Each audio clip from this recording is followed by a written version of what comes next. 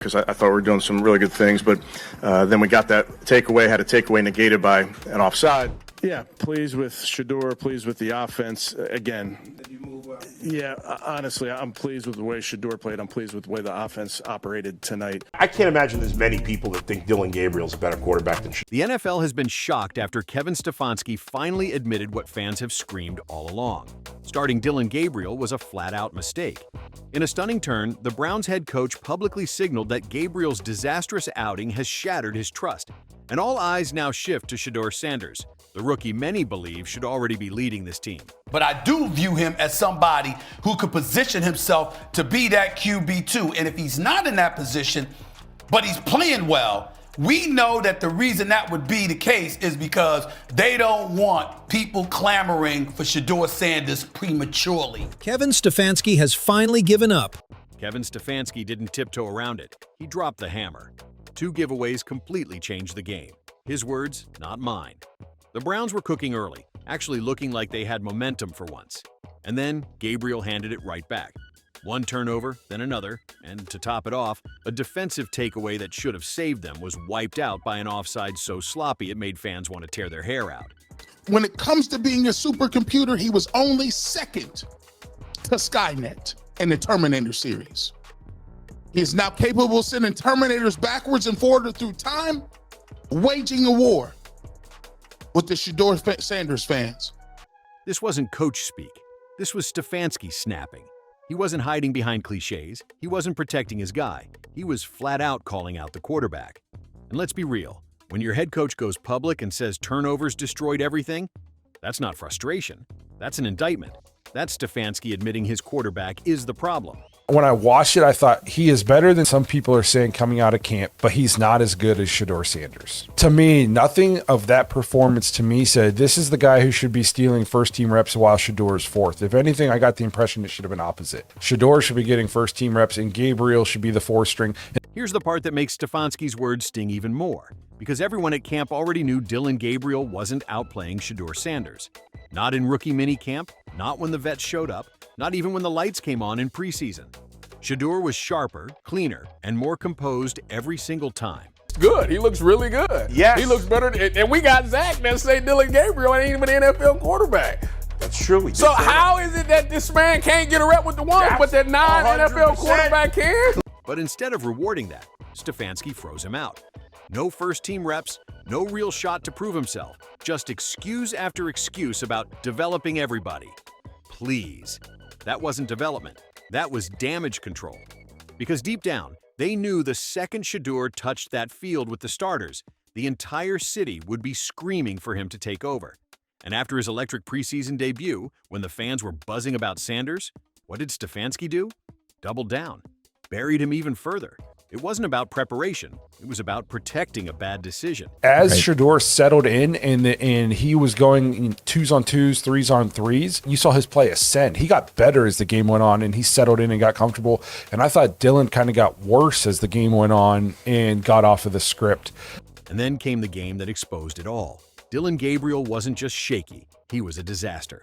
No touchdowns, no explosive throws, just drive after drive wasted, even with the full support of the first-team unit. Every mistake drained the energy out of the stadium until it felt like the Browns were playing for the other side. Very good so far. And this one is picked off and going back the other way. The Eagles, Andrew Makuba. A pick six the other way. The low light? Easy. The pick six.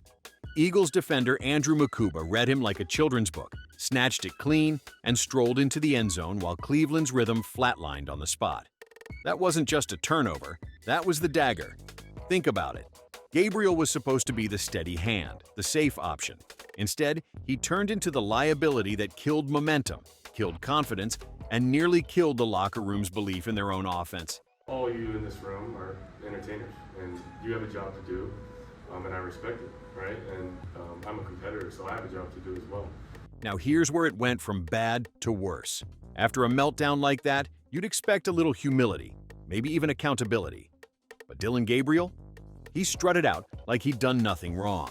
And then came the line that lit a fire under the entire fan base. calling Shedeur Sanders an entertainer instead of a competitor. There's entertainers and there's competitors, and I totally understand that, and my job is to compete, and that's what I'm focused on doing. Seriously? You throw away drives, gift wrap a pick six, and your takeaway is to take shots at the rookie breathing down your neck? That's not confidence, that's arrogance. And it backfired instantly. Analysts didn't hold back either. They torched Gabriel's comments as reckless and embarrassing, especially for a quarterback who'd been hyped up as some Skynet processor, supposedly built to slice through defenses with machine precision. Instead of proving it on the field, Gabriel sparked a feud with Shedeur's massive and loyal fan base. And let's just say, that's one war he's never going to win. And hey, if you believe Shedeur should already be QB1, smash that like button right now. And don't forget to subscribe, because this Browns quarterback saga is only getting crazier. Yeah, pleased with Shedeur, pleased with the offense. Again, not perfect, plenty that we can work on, but I thought the guys did a really nice job of Shedeur and operating, the guys making plays. So, again, a ton to teach off of. And here's the kicker. Even when Shedeur Sanders proved himself, Kevin Stefanski kept him buried. He told reporters he was pleased with Shedeur, plenty to work on, but still refused to give him first-team reps. Then came reports that Stefanski wasn't planning to factor Shedeur into the future at all. For fans, that was a gut punch. Their most promising rookie wasn't even in the conversation. Shedeur Sanders, according to the Cleveland Browns statement, has an oblique strain. He suffered that in warm-ups this morning here at the joint practices with the Philadelphia Eagles. The exact statement says, quote, Stephen A. Smith called it out directly.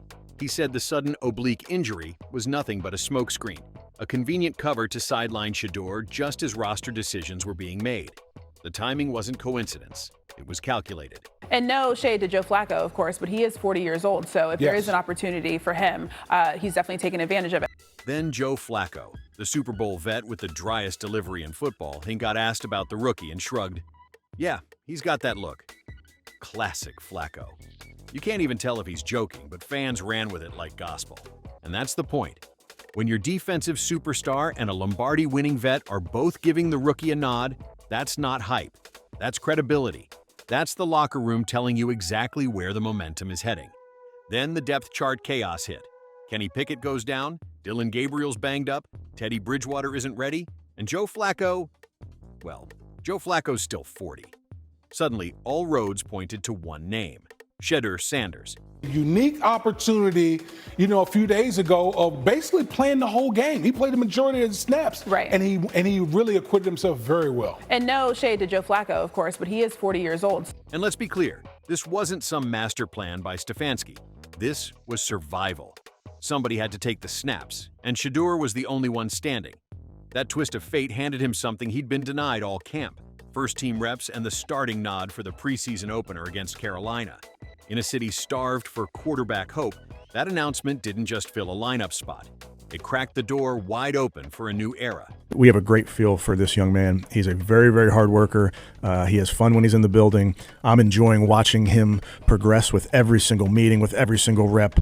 He's doing a great job. The second the announcement hit, Cleveland lost its mind. Fans were dropping fire emojis, goat memes, and plastering Shedeur Sanders' name all over social media. Sanders' jerseys sold out, and what should have been a boring preseason warm-up suddenly had the energy of a playoff game. And the media? Oh, they flipped fast. Analysts who spent weeks saying he's not ready suddenly couldn't wait to watch him. Even people who don't care about the Browns were tuning in just to see if this kid was the real deal. This wasn't just a quarterback battle anymore. It was a full-on cultural moment. The Browns finally had buzz, and all of it was orbiting around Shedeur Sanders. And balled out again, playing 45 or more snaps like he did in the first game, and putting up similar, if not better numbers, I think that would have boded very, very well for him. Put this in, 657 to 708 he shone for him. Then came kickoff, and Shedeur wasted zero time proving why the hype was real. First drive, he zips an 8-yard slant to Jimmy Horn Jr. like he'd been running the offense for years. Next play, a laser 15 yards down the sideline to Amari Cooper, right on the money. Carolina tried to rattle him with a disguised blitz on third down, but Shedeur didn't flinch. He slid in the pocket, reset, and dumped it off to his running back to move the chains. Calm, composed, in total control. Every throw, every read, every snap screamed the same thing. He belonged. This wasn't a rookie trying to survive. This was a quarterback taking command of the moment.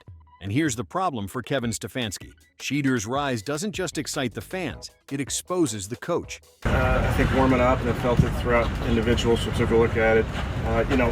If it's a right guard, you can play through that. When it's a quarterback, you kind of need that muscle to throw. So unfortunately, going to put him down for a little bit here. We'll treat. For weeks, he buried Sanders, handed reps to Gabriel, and even leaned on that so-called injury story. Now the rookie steps in, delivers instantly, and makes it obvious who should have been playing all along. All the throws, I thought the velocity was really good. I thought he put the ball, again, on a rope on a couple of those throws, which is good to see. And you can see some of those throws on tape, and then you get to confirm it in person. Moves well. I mean, you just put on the tape. He runs away from people. He's scored touchdowns down in the low red where he can use his movement skills. That's not just a quarterback controversy. That's a coaching credibility crisis. Because every time Shedeur shines, the spotlight shifts back to Stefanski's mistake. And in Cleveland, where fans are starved for a real quarterback, that's the one mistake you can't afford to make. So here's the real question. Do you believe Stefanski has finally learned his lesson and will hand Shedeur the job? Or is he going to cling to his mistake until the Browns' season slips away?